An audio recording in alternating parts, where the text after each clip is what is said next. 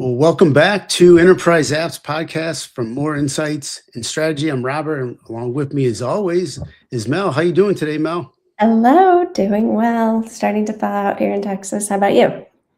It's chilly. It's like in its 20s in Virginia, and I think we're supposed to get some snow. When you're by the beach, it's not supposed to snow. And how's the weather in Texas? Is it heating up? Or is it still cool?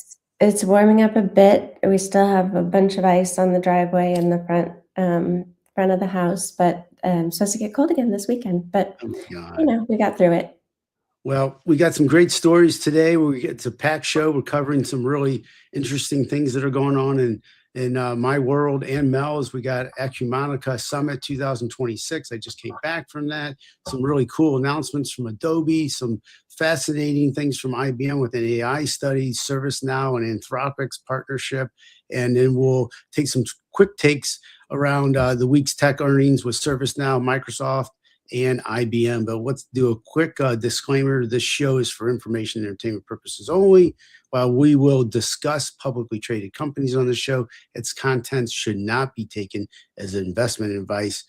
So here we go. Let's see if we can have a fun show and get some good information out to the folks. Yeah, that's a great lineup for us today. And I don't even know if we could give an investment advice. I don't know if anybody could give investment advice right now. What's happening in the market, and we'll talk about this later, but what happened with earnings yesterday and then the reaction of the market, it's like, there's a lot to that, but we've got a great lineup. So let's jump into Acumatica Summit. You were there, you followed this pretty closely, live on the ground in Seattle.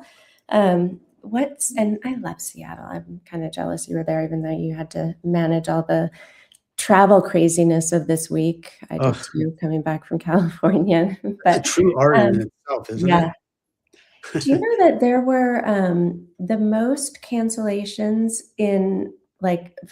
across the country since COVID on Saturday? So, or no, was it Saturday or Sunday? I think it was Sunday. I was supposed to be flying home from California. I went to see Trevor play baseball, and I had to come back a day early. But anyway, we made it. What was the thing that stood out to you? What was the big news? Well, I thought it was a really interesting show for them and an event, and they had over 3,000 attendees. It was their largest summit. They actually had it at a really interesting place. It was the Seattle Convention Center, but the architecture, that definitely caught my eye. But for those who don't know who Acumatica is, they handle the mid-market ERP market, and they focused a lot on AI. But what I really liked is when you go to these events, it's all about the product and about the new things that they're releasing. They move the attention around of how the customers are going to use that technology. And we talk a little bit about innovation aptitude and the readiness of where these the customers are at. They focused a lot about what that journey looks like to get them to this new technology. And I really enjoyed that. CEO John Case was there, and he focused on that and the practical execution of AI adoption. And we had a lot of roundtables with the executives, which was a really nice part of the whole equation, because you want to be able to hear from the voice of the people that are making the decisions. And then we met with a lot of the customers. So I think it's how do you embed the AI adoption into the workflows to improve the visibility, the automation, the processes. And the processes is a big key, because these companies are changing all their processes. So you have to work in this new technology, how it's going to affect that. And I thought that was a really interesting point as well. But when I spoke with a lot of the customers, they did say that they felt that their data was not at the level it needed to be. And it actually held them back from actually taking advantage of some features that are within the system that is potentially their fault, but also Acumatica could help them realize that at the same time. So. Yeah, I feel like we're constantly having to reiterate that of like the data has to be ready. I mean, we talked about that on our last podcast with Box and Box Extract. But in terms of Acumatica and their positioning in this mid-market ERP space, you've got SAP with Business One, NetSuite from Oracle, Microsoft Dynamics, and now, we've even seen Zoho with Zoho One ERP enter into this space, so it's crowded. Mhm. But how do you feel like they're differentiating on AI specifically? Acumatica spent a lot of time focused on change management, which is a word I use a lot, but it's because it's needed. And Needed. and the data story, and they we always talk about the data strategy and how it needs to be more prevalent and discussed, and it was discussed a lot at this event. And it was discussed because you can't execute at a level that you need to. You're going to get to the point where if you're not doing something to modernize, at some point the vendors are going to get so far in front of the customer that it's going to be impossible for that customer to make up that gap to utilize the innovations that are available. So Acumatica is trying to move things along when they announce AI Studio and AI Assistant to help the customers and partners, because Acumatica sells a lot through partners, to actually configure and apply AI in a meaningful way. It's a transparent and grounded into the business context. It's kind of like it's not just a black box of automation. It's also vertically specific, and they've addressed a lot of the vertical capabilities. And they also announced ability for this to be an AI cross-sell assistant and other things. So for all the industries there it's available on, I think that the focus is how do I move through the journey with Acumatica, industry specific, and how can AI help me? And that's one of the things that I thought was a big difference. So I read that they added in this anomaly detection, and that's mostly for construction, professional services.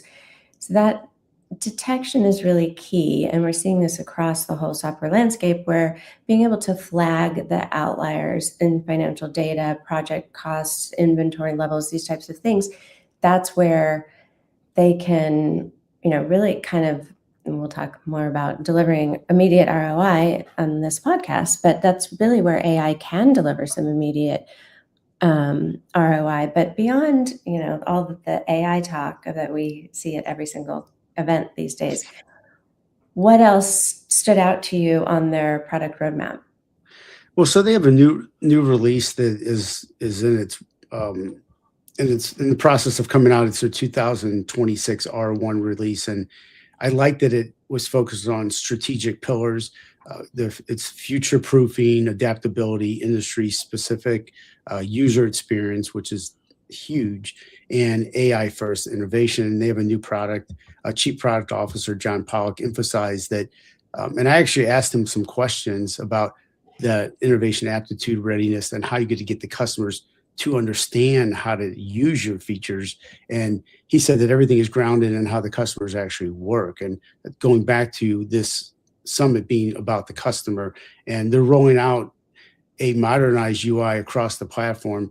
And this is important because the way you see is sometimes how you're going to actually navigate and use these systems, that they're going to have cleaner layouts, faster navigation, no code personalization, which is a big deal. They're listening to their customers, and that's the purpose of these events.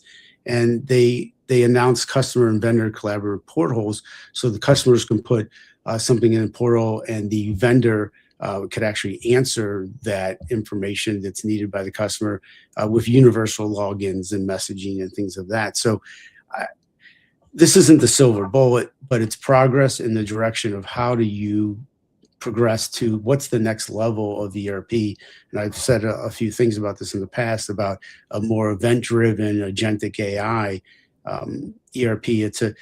ERP is going through a transformation where it's not just going to be about a system of record. It's going to be more of an action system where they're going to be able to take advantage of AI. But the companies have to put their infrastructure from a data perspective in place to be able to get to that point. So it was a positive sense there. Yeah, I think that if you look at what, you're seeing, like with Slack, and even, with a lot of collaboration tools, these, like, the ability to do everything in one place, kind of that, front door to work and everybody wants to be.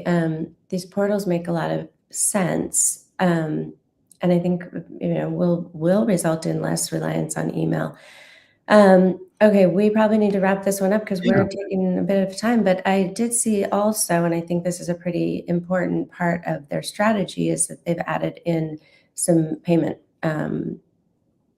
options. They've had, Yeah, they're, they're they making waves. did. Yeah, so they added they have some they've acquired some acquisitions with Core Chain and a new partnership with Avid Exchange, and it straightens their accounts receivable and payable automation, which is important. They combine their existing relationships with Bill, so they're building more embedded payment workflows for that mid-market business, which helps reduce the reliance on disconnected third-party tools and positions them to be a more complete platform. So that's really the goal, is for them to compete with the vendors that you mentioned, and then to be ready for the transformation that ERP is about to go through. We can jump to Adobe. Yeah, let's shift to Adobe. And I think that, we'll definitely be watching that over the next couple of months, in terms of keeping pace with kind of the amount of investments that their competitors are putting into AI and as you said, ERP, which honestly I never really thought about before you joined the team.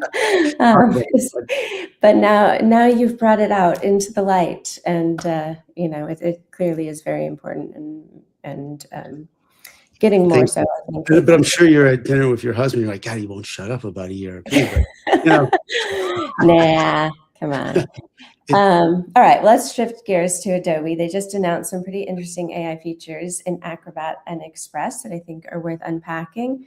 So I know you've been playing around with Google's Notebook LLM. We both have. Mhm. This has like kind of some similar vibes, but a little bit of different approach. Um, what do you think about Notebook LLM? Or Notebook LM? Why do I say LM? Notebook well, LM.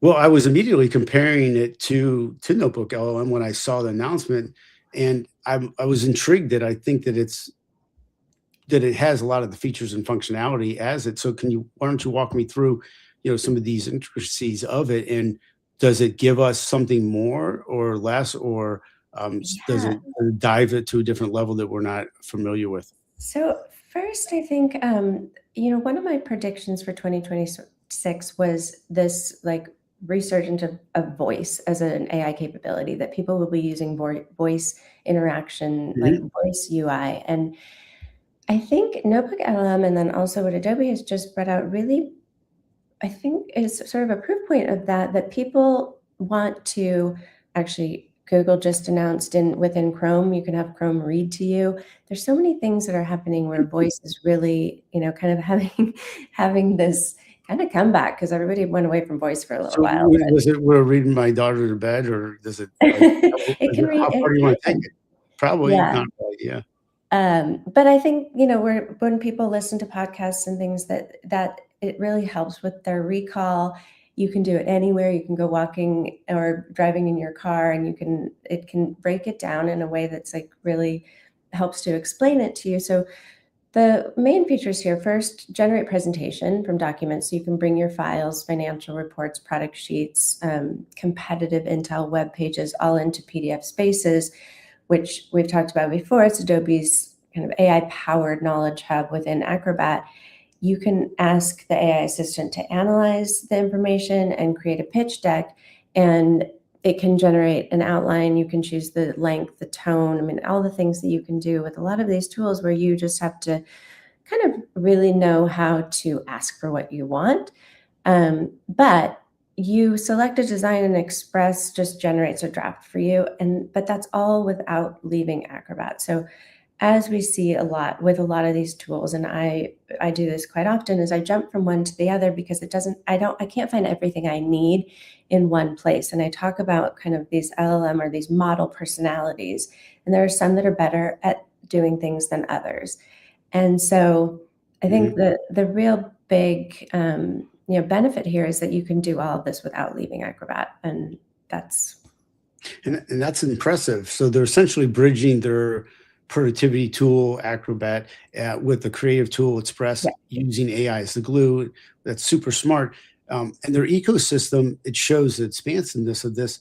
So a couple questions I have for you is, how does the editing work? But do the users know the vast ability of their ecosystem to do more of an all-in-one within Adobe? Because it seems like different users use it for different things, but Yes. I think you can get so much more out of it if someone connected all the dots. Yeah, and I think the Adobe is doing a better job of this by surfacing things, but you also have to kind of look at where they're coming from a user perspective. Adobe users, many Adobe users are power users, the creatives. Mhm. But now there are so many tools for an everyday user that they have to balance this, like, what do we surface? What do we kind of give, like, almost like a walk me style tutorial through?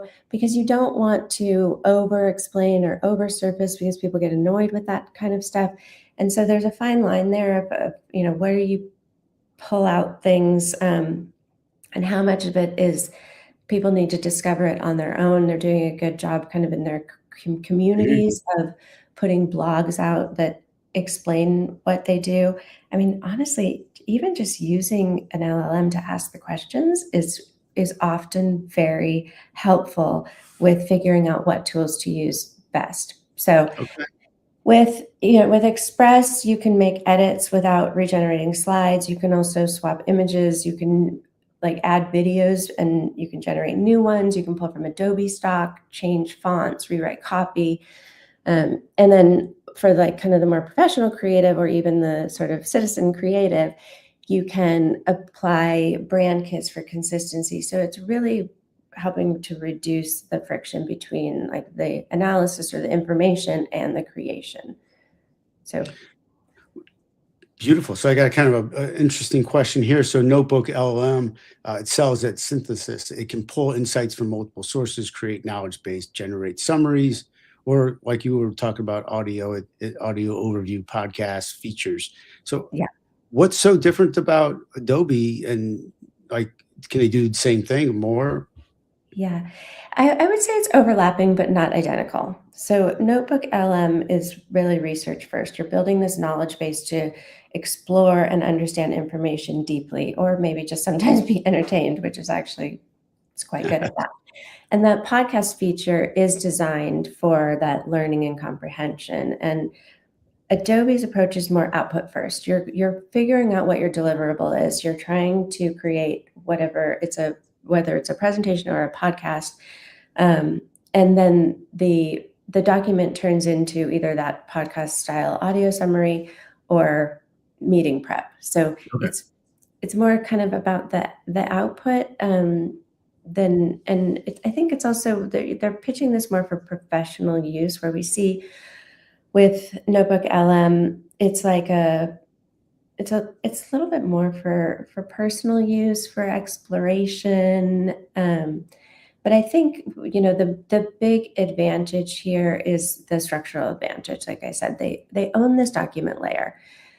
Acrobat is already where people are interacting with PDFs daily. So by embedding all of that into Acrobat and connecting it with Express, they're reducing tool switching, like I was talking about before, sometimes like generating, going back and forth Mhm. to generate. So you've got chat-based PDF editing. I mean, you can use natural language to do the things that sometimes take us a really long time, like things just like removing pages. How many clicks does it take to Oh remove a my God. page? Yeah. I did this the other day with an expense report. It's like, I just want that blank page out of there so nobody thinks it's a blank page. So I think it's incremental value, for mainstream users who maybe could find like some of the feature set overwhelming, but it really does just kind of simplify it into kind of like one place where you can bring together PDF tools, smart workspaces, these personalized AI assistants, content creation. So they're targeting, everything from sales professionals to legal advisors, students, even parents. So I think Great. it's different audiences and different use cases. I'm So looking forward to trying it. I know So I really want to hear what you think, because I know you've used NotebookLM, you've played around with it a bit. Both of us have, and see the value in it. So I would love to hear your Yeah, thoughts on this after you have some I'm a time big to play around with it.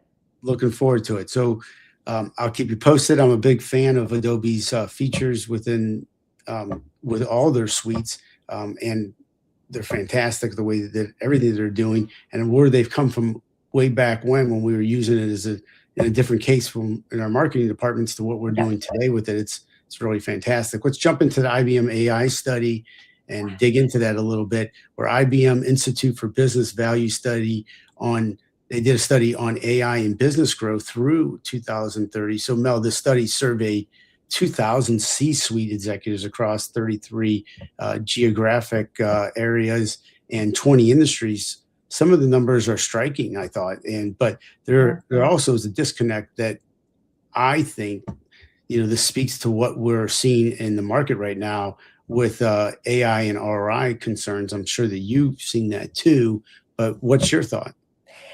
Yeah, I would say the headline finding is 79% of executives expect AI will significantly contribute to their revenue by 2030, which is up from just 40% today. The funny thing is when I saw 2030, I was like, wow, that's a long time. And I was like, no, it's Will we really be in not. business by then? Oh Or my some of God. these companies? Well, I mean, it seems like a long time, but then when you think about it, it really isn't. But I think the big contrast here is that only 25% or 24% of the companies surveyed have a clear view of where that revenue will come from.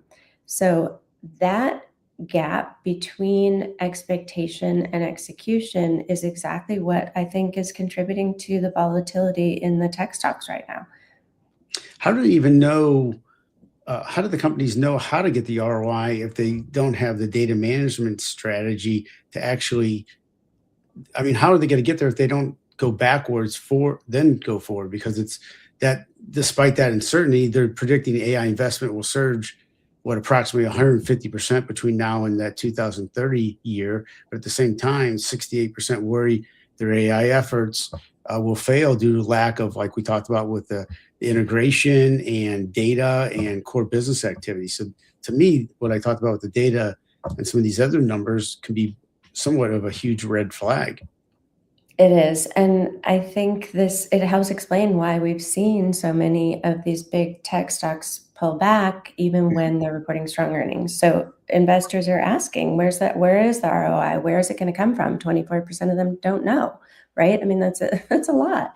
So companies are spending billions of dollars on AI infrastructure, but the revenue impact is a little bit fuzzy. So I think when you have 68% of executives worried about failure, that creates a lot of uncertainty in the market.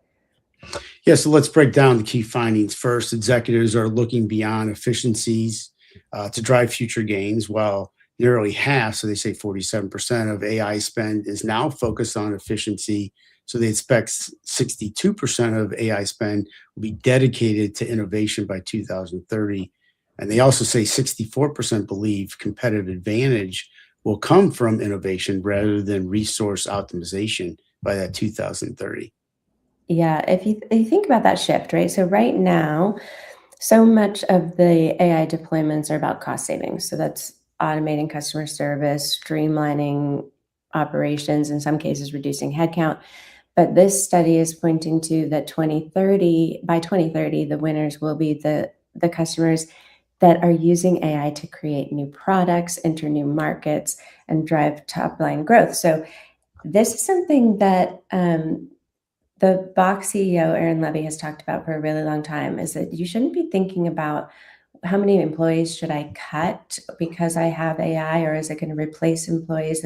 And same thing, Jensen from NVIDIA said the same thing. It's like if you're cutting people, it means you've run out of ideas. I mean, we'll see if either one of them go back on those things. But I think the more important thing is what can you do now that you didn't have the ability to do, you didn't have the resources to do before. So I think that new product, new market, top line growth stuff, that's going to be really important. Yeah, I agree. I mean, there's a lot going on in this study. I think we would urge everybody to take a look at it. And I do you want to talk a little bit more about it, like about the quantum stuff? You want to jump to the next one? What do we have time for? I mean, I think there's a couple things just that are worth pointing out. 57% said that their competitive advantage will come from AI model sophistication, Good point. but only 28% have a clear view of what AI models that they'll need. Um, that's, it's a bit of an execution gap, but I think really the main thing is that organizations scaling AI across multiple workflows using smaller custom and foundation models, um, they see the 24% productivity gains and 55% higher operating margins. That's pretty big, by this 2030 date. So these are huge numbers if they play out, and it does require very sophisticated AI infrastructure and governance, which, you talked about a little bit of quantum, and I think we can kind of leave a little bit of that, to Paul, who's our quantum lead. But I really think that there are some kind of critical, stats and it's linked in our show notes that are worth looking at. I think we're in this kind of show me phase, and now we need to get into the really into the seeing the concrete ROI.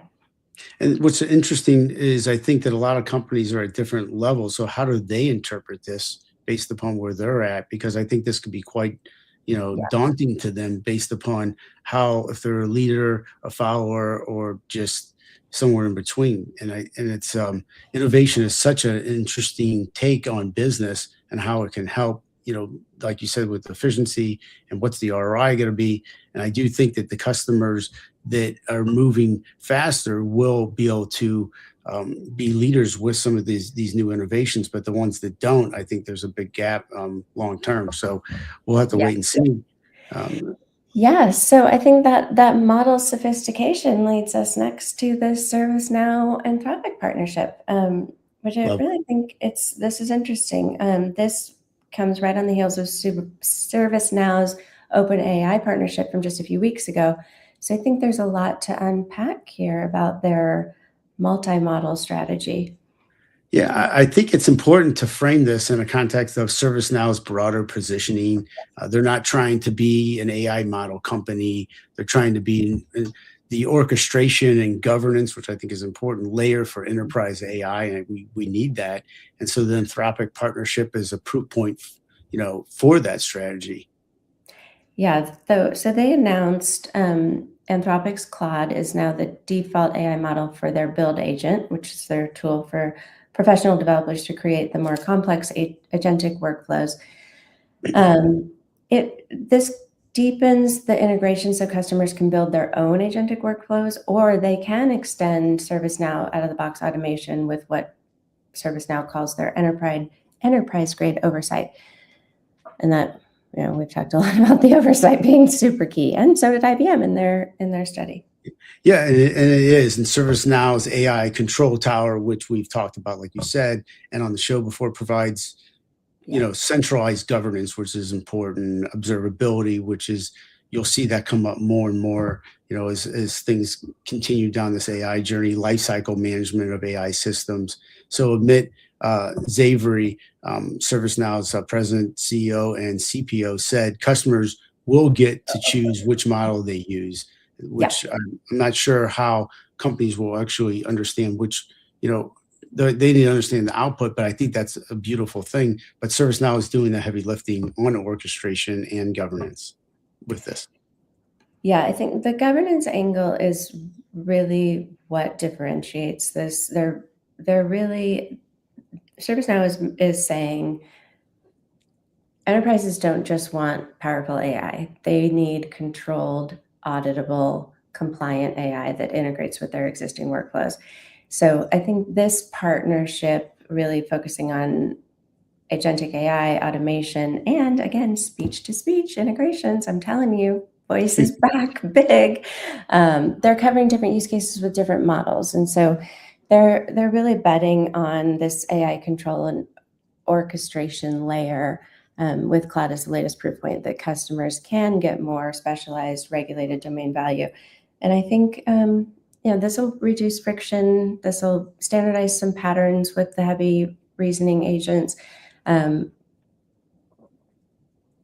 think that there's still some open questions on this, right? Like pricing is one of them. Hmm.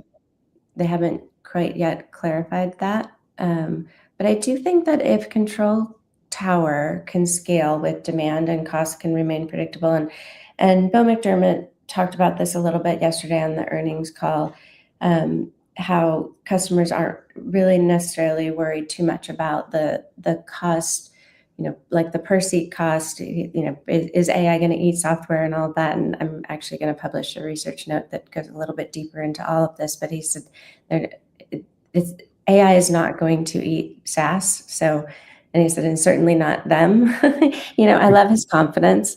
But I do think that this is a smart move, and we can kind of move on to some of our quick takes on tech earnings. But I do think this model agnostic approach with governance first is really what customers are going to be demanding. And so I think if they can deliver on that, they're in a pretty strong position.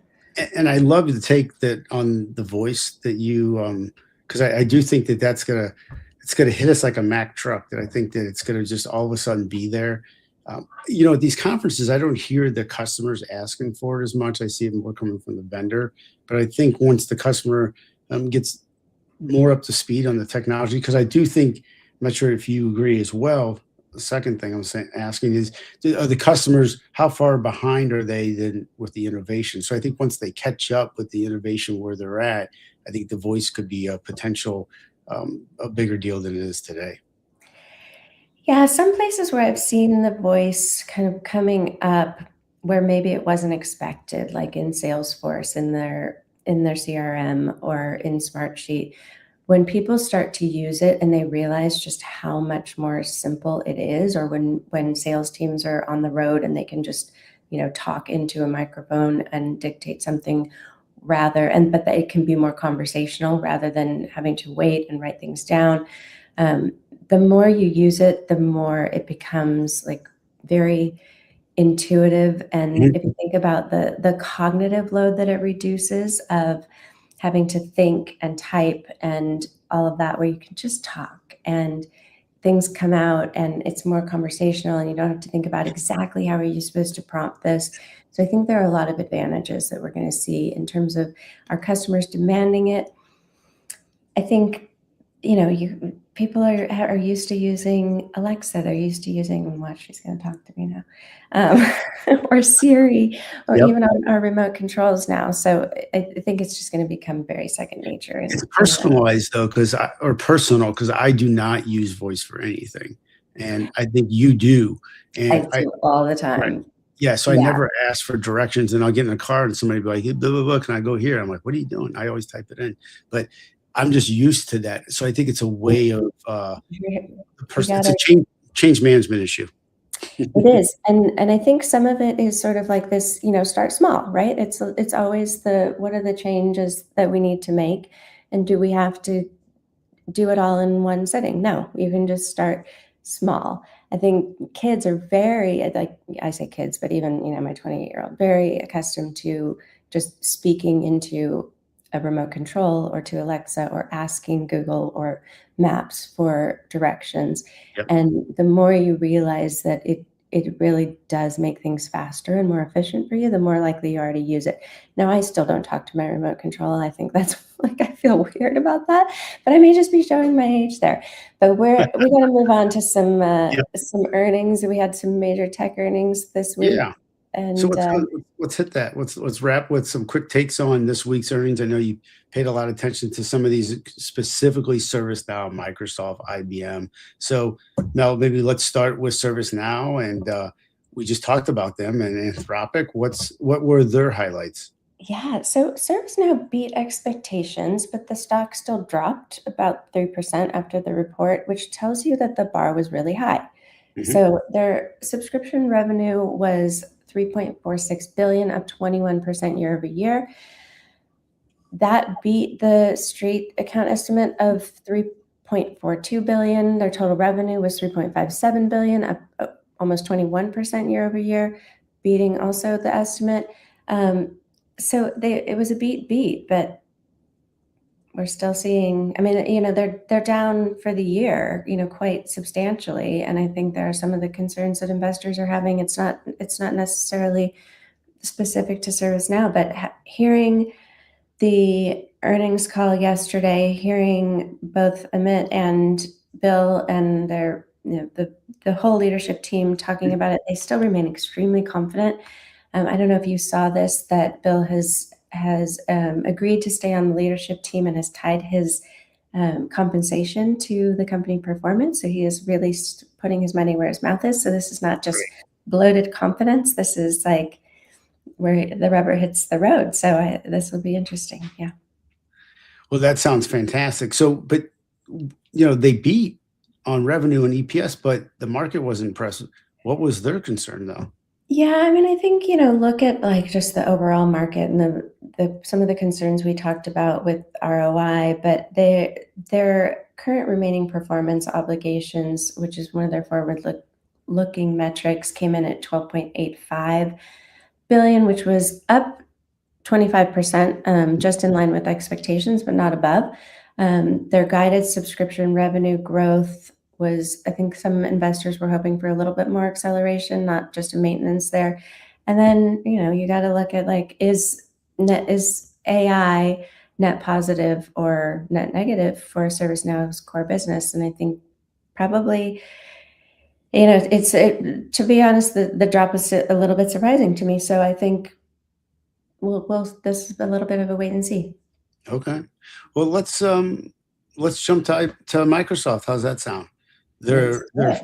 their fiscal Q2 2026. That's what we're going to talk about. It seems like they crushed it. The revenue was 81.3 billion, 17%.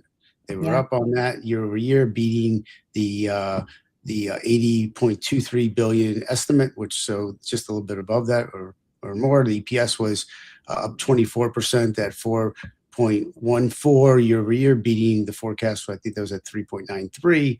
So Microsoft Cloud revenue they hit a 51.5, up 26%. That's a pretty big number. So is this a major milestone they crossed, being 50 billion in quarterly cloud revenue but all above? It sounds like a pretty big positive for Microsoft. Yeah, they had Azure growth at 39%, slightly above the consensus. I mean, that's strong, especially at that scale. Um, I think what we're going to have, like sort of the recurring conversation, is how much of Microsoft's AI revenue is directly tied to OpenAI versus their own products. And then also the operational metrics. So their commercial bookings increased 230% in constant currency. That's driven by a large Azure commitment from OpenAI that is a multi-year deal, plus the Anthropic commitment from November. I think that it's just we're going to continue to see these questions around operational efficiency and AI ROI. Well, keeping in that breadth of success, IBM beat decisively. Their 4Q revenue was 19 billion. That was up. I mean, these companies are doing fantastic. So we're talking about the market being a Yeah. little, not as flourish as it could be because of innovation. But these companies, they're big contributors. Their EPS was up, net income was up, the revenue was up. So stock jumped 8%. What's your take on all these things that were positive? Yeah, I think you're right. We did see like some fluctuations in, there was Microsoft expecting, well, actually not Microsoft expecting, but analysts expecting Microsoft to take, financial analysts, not industry analysts, Yeah. expecting it to take, a pretty big hit. But I think when you look at IBM, and their stock did jump after the report, their really standout metric is their generative AI book of business now exceeds 12.5 billion from inception to Wow. date. That's up 3 billion from the prior quarter. So this was their largest increase to date. And we can break down that into segments, but I really think that the main thing is that they're really diversifying, right? They're not relying on a single AI product or partnership. They're playing across the stack. They're playing in infrastructure, software, consulting. So, Mhm. and you can see a lot of their productivity savings of 4.5 billion at their 2025 exit run rate. I mean, I think they're really funding their AI investments through this operational efficiency. And that's clearly, from what we saw yesterday, a playbook that investors reward. What's notable is that IBM's AI story is diversified, and maybe even more than IBM's and ServiceNow's. They have this great technology stack with watsonx, Granite models, generative Yeah. AI APIs. They have a significant consulting practice, which is booking billions in Gen AI engagement transformations taking off. They have the infrastructure with IBM, their Z platform or system, which is a massive refresh cycle driven by AI workloads. So I think they're moving in the right direction. Yep. I think that is a great summary of that. And I think that we can see the common thread across all three of these. And obviously there are more earnings to come and that have already happened. But I do think that we're seeing this thread across all of them, which is AI revenue is real, it is growing, but investors need this clarity on ROI and margin expansion, not just top line growth. So I think the companies that can articulate that story, like IBM did this quarter, are getting rewarded. Sounds great. All right. Well, I think that's a wrap on this episode. We went a little longer, but I think we had, kind of lots of things to talk about and things to mull around a bit, right? I mean, these things are important not to just sort of have like, here's my take, because Right. sometimes, it's not often that we get things wrong, but we want to make sure that we're informed. And I think talking it out, and here, let me just give you this one zinger. That's back to why voice is so important.